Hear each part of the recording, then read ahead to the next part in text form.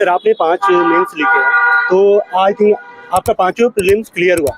इस बार प्रीलिम्स में ज़्यादातर बच्चे फ़िल्टर हो जा रहे हैं, जो पढ़ने वाले हैं वो भी। क्या आपके अंदर कुछ पैरामीटर्स फिट हो गए हैं कि आपका बार-बार प्रीलिम्स क्रैक हो रहा है?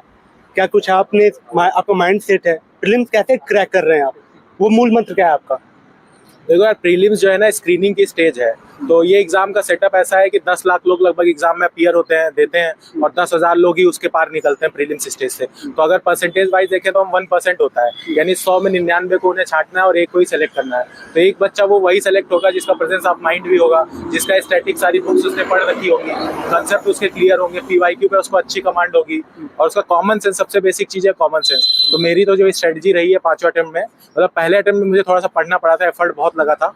एक कहते हैं ना इस सिर के बल खड़े हो जाना, तो इसमें सिर के बल तो पहली बार के लिए खड़े होना पड़ता है, क्योंकि जैसे कॉलेज से आया था, फिजिक्स का बैकग्राउंड का कुछ आइडिया नहीं था मुझे कि हिस्ट्री ज्योग्राफी कभी पढ़ी नहीं थी। तो फर्स्ट अटेम्प्ट मेहनत लगी, उसके बाद लेकिन अगर आप एक अटेम्प्ट में अच्छे से कर लेते हो, उसके बाद आपको उतना एफर्ट नहीं मारना है, काफी चीजें तो याद हो जाती है। और मेरे जो उसमें बेस रहा है तैयारी में, वो पीवाईक्यू रहा है। मैंने कोचिंग की कोई टेस्ट सीरीज कभी नहीं की, एक पीवाईक्यू को लेके उसी को 40-50 बार देखते रहना, उसी क्वेश्चंस को, उसमें जो भी थीम्स पूछी हैं उनके बारे में जाके स्टडी करना, बुक्स में जो फैक्ट उसमें दे रखी हैं, जो लाइंस लिख रखी है, उनको पूरा याद कर लेना। तो मेरा अप्रोच ये रहता था, एग्जाम में जैसे ही पेपर मिले तो सबसे पहले अपने दिमाग में जो इन्फॉर्मेशन है पीवाईक्यू के आधारित और बुक्स पढ़ के जो बनाई है, उसके आधार पर फिल्टर करो कि ऑप्शन एलिमिनेट करने की कोशिश करो। तो इसी सब के आधार पर मुझे लगता है पिछली बार जो मैंने दिया था प्रीलिम्स, तो पिछली बार कट ऑफ 75 के आसपास गई थी, तो मेरे 134 मार्क्स आए थे। मैंने अभी तक नहीं देखे किसी के इससे ज्यादा लास्ट ईयर के प्रीलिम्स में। तो उसकी मार्कशीट हम अटैच कर देंगे वीडियो के साथ, अगर आप दिखा सके तो जो प्रीलिम्स की मार्कशीट है।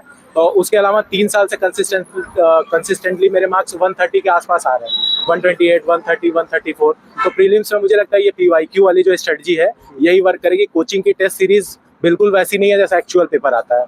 तो होता क्या है कि अगर हम पीवाईक्यू मल्टीपल टाइम्स नहीं देखे गए हैं, तो वहाँ 2 घंटे का ही सिर्फ टाइम होता है एग्जाम में, और पेपर देखते ही हड़बड़ा जाते हैं ज्यादातर लोग कि इतने टेक्निकल वर्ड्स लिखे होते हैं, इतना लेंदी पेपर होता है। जैसे अभी यूपी पीसीएस का भी एग्जाम हुआ है रिसेंटली, तो उसमें भी कई लोग कंप्लेन करें कि पेपर इतना लंबा था कि वो पढ़ ही नहीं पाए। जबकि ये प्राइमरी स्किल यही होती है यूपीएससी का एग्जाम देने के लिए, पीसीएस का, कि आपकी रीडिंग स्पीड इतनी फास्ट होनी चाहिए कि अगर 500 पेज का भी डॉक्यूमेंट है तो आप उसको 3-4 घंटे में उसको पूरा समझ लें कि इसकी समरी क्या है।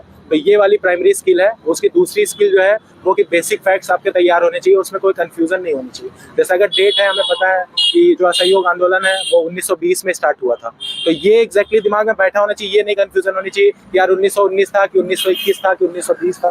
तो अगर बेसिक फैक्ट में जिसको कंफ्यूजन है तो उसके लिए प्रीलिम्स बहुत प्रॉब्लमेटिक हो सकता है, क्योंकि यही स्किल चेक की जाती है आपकी कि आपकी एग्जैक्टनेस ऑफ इन्फॉर्मेशन आपके पास है या नहीं है। और पूरी भीड़ जो है 99 लोगों को पीछे करके एक हमें सबसे आगे आना है, तो उसके लिए ये अप्रोच मुझे लगता है कारगर रहेगा। ओके सर, कितना टाइम टेकिंग है प्रीलिम्स?